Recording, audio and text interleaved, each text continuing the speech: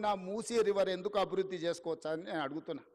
ఇవాళ నేను మిమ్మల్ని అడుగుతున్నా, కృష్ణ, గోదావరి, యమున, గంగా, సరస్వతి అన్ని నదుల పేర్ల మీద మన ఆడబిడ్డలకు పేర్లు పెట్టుకుంటున్నాం. అవునా?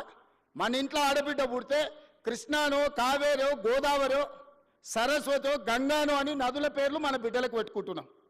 ఏ తండ్రి అయినా ఆయన బిడ్డకు మూసి అనే పేరు పెట్టుకున్నాడా?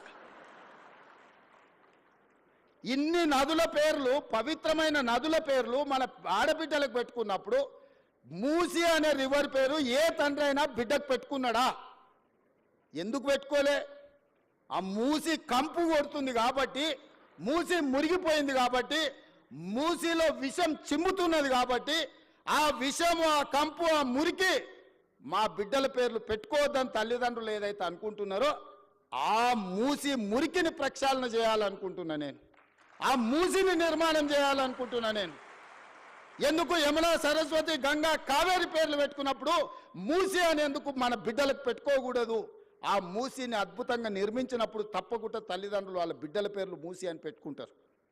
అంత అద్భుతమైన నిర్మాణం మనం చేసుకుందాం. నిర్మాణ క్రమంలో మల్లన్న సాగర్లో 14 ఊర్లను ఖాళీ చేసి 60,000 ఎకరాలు మల్లన్న సాగర్లో ల్యాండ్ ఎక్వేషన్ జరగలేదా? కొండ పోచమ్మలో జరగలేదా? రంగనాయక సాగర్లో ల్యాండ్ ఎక్వేషన్ జరగలేదా? నాగార్జున సాగర్ నిర్మించినప్పుడు ల్యాండ్ ఎక్వేషన్ జరగలేదా? శ్రీశైలంలో మా కొల్లాపూర్ మునిగిపోతే 92 జీవో ఇచ్చి ఇప్పటికి ఇంకా ఉద్యోగాలు ఇవ్వని కేసులు పెండింగ్ ఉన్నాయి. శ్రీశైలం కట్టినప్పుడు నిర్వాసితులు కాలేదా? ఇవాళ మూసి నిర్మాణం చేస్తే కూడా కొన్ని వేల మంది, 5,000 మందో 10,000 కుటుంబాల్లో నిర్వాసితులు అయితే నిర్వాసితులను ఎట్లా ఆదుకోవాలో సలహా చెప్పండి అని నేను అడుగుతున్నా.